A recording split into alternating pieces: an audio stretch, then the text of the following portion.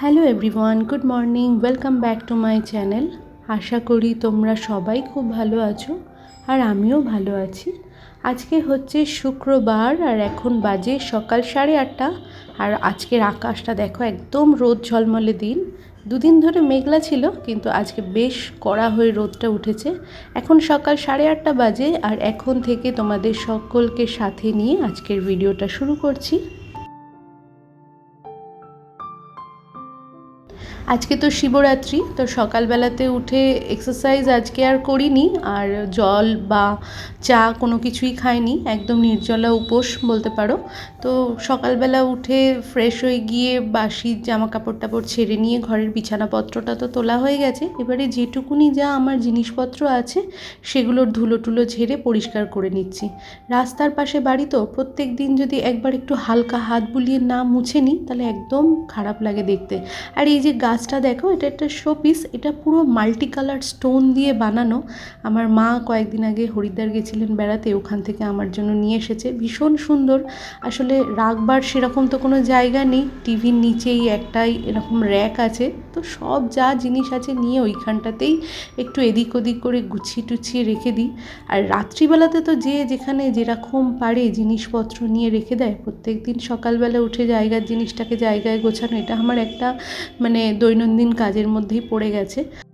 তো ফার্নিচার যেটুকুনি যা আছে সবটা ভালো করে মুছে পরিষ্কার করে নিয়ে এবারে বাসি ঘর বারান্দাগুলো সমস্ত কিছু ঝাড় দিয়ে পরিষ্কার করে নিচ্ছি। তোমরা যারা আমার নতুন বন্ধু আছো আর এই মুহূর্তে আমার ভিডিওটি দেখছো, এই ভিডিওর যদি কোথাও কোনো কিছু তোমাদের ভালো লেগে থাকে তাহলে একটা লাইক আর সাবস্ক্রাইব করে আমার পাশে থেকো। আর তোমরা যারা অলরেডি আমার চ্যানেলটি সাবস্ক্রাইব করে রেখেছো, তোমাদের সকলকে জানাই অসংখ্য ধন্যবাদ। আমার বাড়ির উল্টো দিকেই এক বহু বছরের পুরনো শিব মন্দির আছে। প্রত্যেক বছর আমি সেখানেই যাই, বাবার মাথায় সেখানে গিয়ে জল ঢালি। তো তার আগে আমার ঘরে যে পাতা শিব ঠাকুর আছে সেখানে আগে পুজো করে নিয়ে তারপরেই আমি বাইরে মন্দিরে যাই। তো সকালবেলা থেকেই বাইরে যে মন্দির আছে বাড়ির উল্টো দিকে, যেটার কথা বললাম, বেশ জোরে জোরে গান চলছে। তো রাস্তার ধারে বাড়ি হওয়াতে সারা বছর গাড়ি ঘোড়ার আওয়াজে যেমন বিরক্ত হতে হয়, এরকম উৎসব অনুষ্ঠানের দিনে এরকম যখন সকাল থেকে উঠে বেশ গানটা বাজে, মনটা কিন্তু বেশ চনমনে লাগে। এটা বেশ কিছুক্ষণ পরে বাবুকে দিয়ে একটু দোকানের কিছু জিনিস আনিয়েছি। আর আজকে বললাম তো উপোস, সেই জন্য একটু সাবু, কলা, দুধের প্যাকেট আনিয়েছি। তো গ্যাস তো আগে থেকে পরিষ্কার করে রেখে দিয়েছিলাম। আর গতকালও আমরা নিরামিষ খেয়েছি, যেহেতু আজকে আমি উপোস করব সেই জন্য। তো দুধের প্যাকেটগুলো কেটে নিয়ে আগে ঢাকা দিয়ে রেখে দেবো, জালে তো এটা পরে বসাবো, কারণ দুধটা এখন বেশ ঠান্ডা আছে। পাউরুটিটা আনিয়েছি আজকে সকালে, ওদেরকে জলখাবারে পাউরুটি দিয়ে আর বাটার দিয়ে একটু টোস্ট করে দেবো। মুড়ি চানাচুর আনিয়েছি আর হ্যান্ড ওয়াশটা ফুরিয়ে গেছিলো, সেইটা আনিয়েছি। তো এই যেটুকুনি জিনিসগুলো আনিয়েছি সেটুকুনিকে গুছিয়ে তুলে নিয়ে তারপরেই দুপুরে রান্নার জোগাড় করব। রান্নার সেরকম কিছু একটা চাপ নেই, বাবা আর মেয়ে দুজনে খাবে, তাই আমাকে বললো যে একটু ভাত আর এক তরকারি যে কোনো কিছু করে দিতে। তো পটল আনা হয়েছিল, তাই ভেবেছি আলু পটলের তরকারিটা বানাবো আর ভাত বানাবো। আর একটুখানি নিম পাতা ভাজা রয়েছে, ভাতের মধ্যে আলু সিদ্ধ দিয়ে নিম পাতা দিয়ে ওদেরকে দিয়ে দেবো, ব্যাস। আর আমার দুপুরের খাবার তো সাবু, দুধ, কলা, যেটার জোগাড় তো করা হয়েই গেছে। তো চলো জিনিসগুলো জায়গায় গুছিয়ে তুলে নিই। এটা আমার একটা অভ্যাস বলতে পারো, আমি যে কোনো কাজ করার পরেই একবার করে কিচেন স্ল্যাবটা সবসময় মুছে নিই। কারণ কিচেন স্ল্যাবের ওপরে যদি নোংরা থাকে আমার ওখানে কাজ করতে একদমই ভালো লাগে না। যতই বেশি কাজ করি বা কম কাজ করি, সবসময় আমি মুছে পরিষ্কার করে রেখেই তারপরে কাজ করে থাকি। জানি না, হয়তো অনেকেই আমাকে বলবে যে আমি বাতিগ্রস্ত, কিন্তু এটা আমার কাছে মনে হয় কি, যে কোনো পরিষ্কার পরিচ্ছন্ন জায়গায় কাজ করার আনন্দটাই না অন্যরকম। বেশ মন দিয়ে সুন্দরভাবে সেই জায়গাটাতে কাজ করা যায়। অগোছালো অপরিষ্কার থাকলে পরে না, দেখবে হাজার কাজ থাকলেও সেই কাজে মনও বসে না, আর কাজটা করতে যেন ঠিক ইচ্ছাও করে না। তোমরা যে ভিডিওটা আমার দেখছো, এটা শিবরাত্রির দিন আর ভয়েস ওভার দিচ্ছি শনিবার, আজকের দিনে। আজকেই আমি ভিডিওটা পাবলিশ করব। তো আমি সেই জন্য গতকালের একটা ঘটনা তোমাদের সাথে শেয়ার করি। গতকাল শিবরাত্রির পুজো উপলক্ষে যখন আমি মন্দিরে বাবার মাথায় জল ঢালতে গিয়েছিলাম, তো ওখানে একজন মহিলা ছিলেন, ঠাকুরের সামনে বসে জল ঢালছিলেন আর হাউমাউ করে কাঁদছিলেন। দেখে খুব খারাপ লাগলো। বুঝতে পারলাম যে তিনি তার খুব প্রিয় মানুষের জন্য কোনো মানসিক করছেন আর বাবার মাথায় জল ঢালছেন। জানি না তার কি সমস্যা, জিজ্ঞাসা করাটাও আমার কাছে উচিত বলে মনে হলো না। তো মনটা খুব ভারাক্রান্ত হয়ে গেল। একটা পুজো গণ্ডার দিনে মন্দিরে গিয়ে যদি কোনো মানুষকে ওরকমভাবে তার চোখের জল ফেলতে দেখি তো কষ্ট হয় বই কি।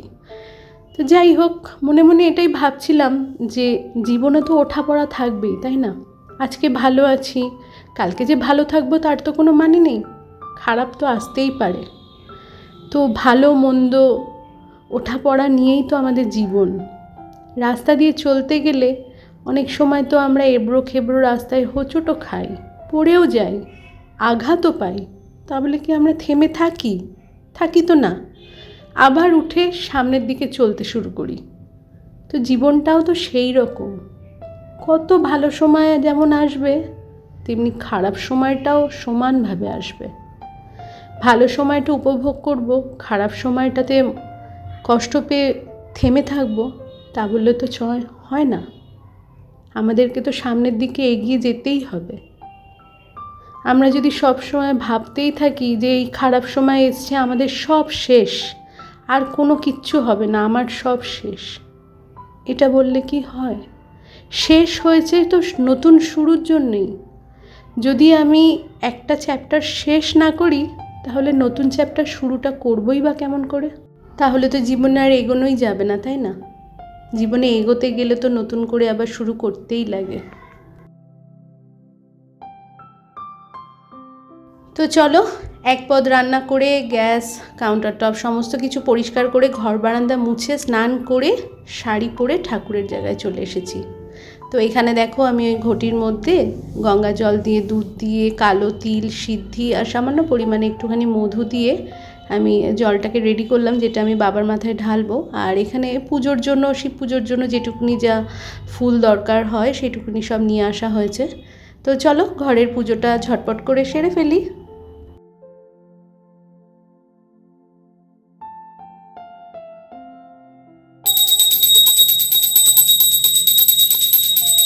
রাধি নাম রাখিল বিধাতা, মহাবিষ্ণু নাম রাখে দেবের দেবতা, জগৎগুরু নাম রাখেন মুরারি, দেবগণ মোর নাম রাখে ত্রিপুরারি, মহাদেব বলি নাম রাখে। আমি তোমাদেরকে আগেও বলেছি যে আমি অত পুজোর তো নিয়মকানুন কিছু জানি না, নিজের মন থেকে যতটুকুনি যা পারি তাই দিয়ে আমি পুজো করি। তো এখানে শিব ঠাকুরের 108 নামের আমার এক বই আছে, তো সেই বইটাই পাঠ করে নিলাম। তো চলো এবারে মন্দিরে যাই।